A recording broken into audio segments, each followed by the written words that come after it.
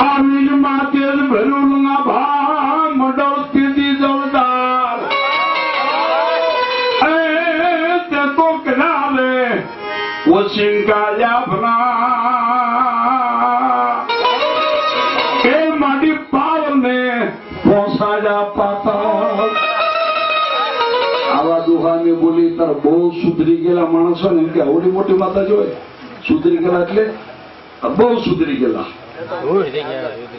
આંખના ઓશિકા પગ પાતાળ અને હકીકત પુરાવો છે દેવી બાબત પુસ્તકમાં કોઈને જોતો હોય તો એનો પુરાવો આપીશ કારણ કે માં ભગવતી જતી રણયુદ્ધના મેદાનમાં બ્રહ્મા વિષ્ણુ મહેશના એ અવાજથી એના આરાધથી અને એની સ્તુતિથી માતાજી જતી એમ કહેવાય દાનવનો ત્રાસ સહન નો બુધાતો દેવતાઓને જયારે રણયુદ્ધના મેદાનમાં ભગવતી આવ્યા કેવું રૂપ એનું વર્ણન કવિ કે સંત કોઈ ન કરી શક્યા માતાજી જગદંબા જોગમાં એવું રૂપ ધારણ કર્યું પણ મારે એ આપણે કેવું છે રણયુદ્ધના મેદાનમાં આવ્યા એટલે માતાજી શુભ ને શુભ બિડાળ દુર્મુખ સન્મુંડ મહિષાસુર અને રક્ત બીજાઓ મહાન યોદ્ધાઓ એટલે મહાન એટલે ડુંગર જેવા રાક્ષસ અને એ ડુંગર જેવા રાક્ષસ ને દેવી રણયુદ્ધના મેદાનમાં આવી અને હાથમાં જેમ દડો લે એ દડાની માફક રાક્ષસને પકડી અને માતાજી છોડી નાખે તો એ જગદંબાનું રૂપ કેવું છે એ મારે દડાની માફક રાક્ષસને છોડી નાખે સન્મુંડને છોડી નાખ્યાના સામુંડા નામ કર્યું ડુંગર જેવા પર્વત જેવા રાક્ષસ હવે ડુંગર જેવા રાક્ષસને હાથમાં છોડી નાખે એટલે જગદંબાનું રૂપ કેવું એટલે કવિ એના દુહા કીધા કે વીજમાં તેજ ભર્યું આપા મુગલ જોરદાર કર્યા તે ઓછી કાપના અને પગ પહોંચાડ્યા પાતા જગદંબા કેવી છે જગદંબાના એક આખી વાત માલી 10 મિનિટની વાત માતાજીના સેવા શબ્દો કદાચ કેસેટમાં નહીં સાંભળ્યા હોય એવા સેવા શબ્દો સામૂહિક કેવા શબ્દો બહુ શાંતિ રાખજો મારી વિનંતી છે પરમાણુના અત્યારે મારી જ મોજ કરીશ બધી કરીશ પણ મારી વાત 10 મિનિટ ધ્યાન આપજો વિશ્વાસ કોને માં ભગવતી જગદંબાની વાત કરું તો સામુંડા પણ કેવી સામુંડા કરતો પાંડેરા ડુંગર વાળી પાંડેરો ડુંગર ક્યાં વલસાડની પાસે હતું ગામને પાંડેરો ડુંગર જે ડુંગર ઉપર શિવાજી રાવની હારે સામુંડાએ આપોઆપ વાત કરી પાંડેરા ડુંગર વાળી કાં તો પાંડેરા ડુંગર વાળી કાં તો મૈસૂર વાળી મહિષાસુર ને મારી નાખ્યો મૈસૂર અને કાં તો એમ કહેવાય પંસાળમાં ચોટીલા ડુંગર વાળી પણ પંસાળ કેવો કે ખરું પાણી ખાખરા પાણાનો નહીં પાર વગર દીવે જહો કે વાળું થાય પણ જૂનો સામુંડા તારો પંસાળ અને પીળ માટી ધોળા કાંકરા કંકુ વરણી એની ભોમક્યા નર પટા ધર નિપજાવતી પણ જૂનો સામુંડા તારો પંસાળ કાં તો ચોટીલા ડુંગર વાળી અને કાં તો હવાન તળાજાની બાજુમાં વાળકમાં કોટડાને કાંઠે જાતે કોળી અટકશેની ભીલ એ કાળિયા ભીલના કોટડાની 18 ભુજાવાળે સામુંડાની 10 મિનિટ વાત આપણે વાત કરી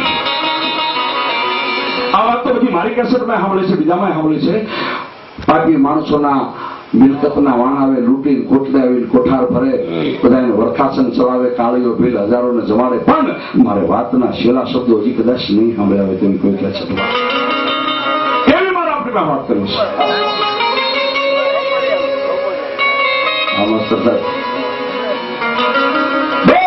ભગવતી જગદંબા જોગમાયા સામુંડાની સેવા કરવા માટે કાળીઓ ભીલ જયારે કોટડામાં બેહી જાય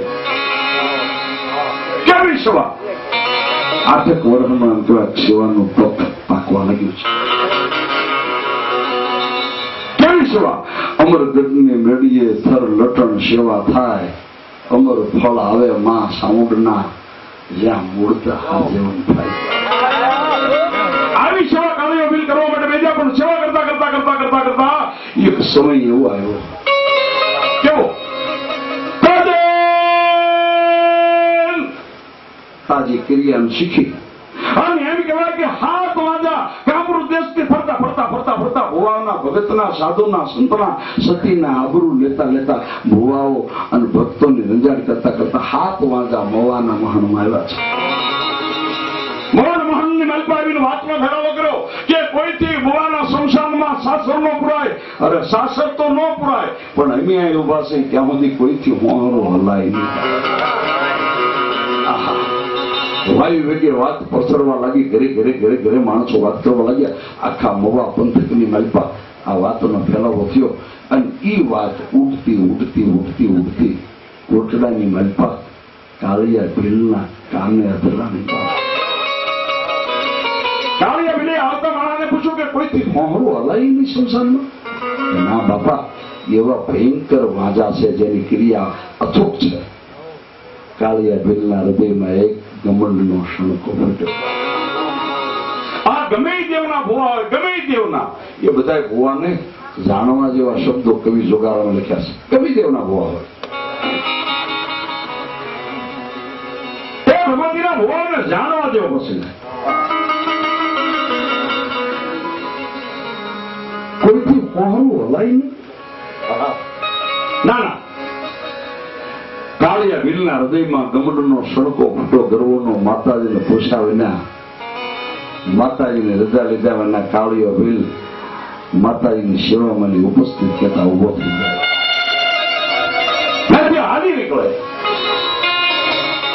ક્યાં જાય ક્યાં જાય ક્યાં જાય કાળિયો ભીલ તેથી ક્યાં જાય? ક્યાં જાય ક્યાં જાય ક્યાં જાય ક્યાં જાય? પણ વાત કરતા વાર લાગે એવા સમયમાં કાળિયો ભીલ દી ઉગીને હમણો થયો અને મવાના શમશાનમાં આવ્યો. પણ હાથી વાંજા મવાના શમશાનમાં ઉભા છે. ક્રિયાના ભરેલા દિવસ ઉડીને હમણો થયો. પણ કેવો કે ભલ ઉગ્યા ભાણ ભાણ નવ તુહારા ભામણા જીવન મરણ લગ માળો એ તું તો રાખજે કશ્યપ રાઉત. એમ સૂર્ય ઉગીને હમણો થયો છે. અને કાળિયા ભીલે જાડી પસેડીને હોડ તાણી અને મવાના શમશાનમાં વતર અને દક્ષિણ સાસરપુરી. સાસરપુરે એવામાં હાથે વાંધાઈ ક્રિયાની કોથળીમાં હાથ રાખી મુઠ્ઠી ભરી કાળિયાની પર સોંટ નાખી. એટલે કાળિયાનો એક પલમાં કાળજું કાઢી લીધું. કાળિયા ભીલ મોહન મહાલમાં કાળિયા ભીલનું સબ કહેતા મળું બની ગયું. મોહન મહાલમાં મળું પડ્યું છે. એક દિવસ, બે દિવસ, ત્રણ દિવસ, ટૂંકમાં આપણે મારે કહેવા જવા શબ્દો. એ 4થો દિવસ ઉદય થાય એટલે કાળિયા ભીલની સ્ત્રી, મહાન પતિવ્રતાનો ધર્મ પાળનારી, મહાન સતીનો અવતાર, એ મેળલબાઈ સતીને કોટડામાં ખબર પડી કે મારા સ્વામીનો બળો 3 દિવસથી મવાના મહાનમાં રખડે છે. મેળલબાઈ સતી પોતાના બાળકને નીચે મેકી અને એમ કહેવાય સામુંડાના મઠ મંદિરની માલપા કોટડામાં માના મઠ મંદિરમાં આવીને માની સામે ખોલો પાથરીને બે હાથ જોડી અને મેળલબાઈ વિનંતી નથી કરવા, હે દેવી, હે ભગવતી, હે જોગમૈયા, મારી વાર કરો માં. આમ કગરે પણ કઈ અવાજ ન મળે એટલે મેણલભાઈ નિર્ણય કર્યો કે મારે મારા સ્વામીને સેટું પડે છે. દોરડું લઈ અને સામુંડાના મઢ મંદિરમાં કોટડામાં બાંધી નિર્ણય કરી નાખ્યો કે મારે ગળા ફાંસો ખાય અને મરી જાઉં છું. મારે મારા સ્વામીને સેટું પડે છે. હું પતિવ્રતાનો ધર્મ પાળનારી સતી છું. મેણલભાઈ સતી એક ડોકમાં ગાળીઓ નાખે અને બહાર કાઢી નાખે. કઈ ખોળિયામાં પ્રાણ કાઢવા એ માનવ એટલી સરળ વાત નથી બાપો.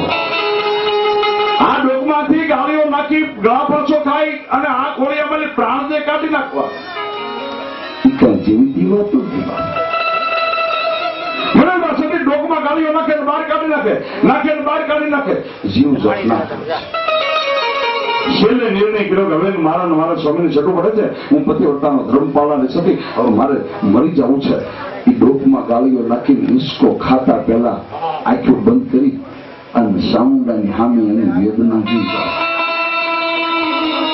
વેદના ભગવતી કુળદેવીની સામે ગઈ. માતાને વિનંતી કરી, પણ વિનંતી કરી એટલું તો નહીં, પણ આંખમાં ઢળક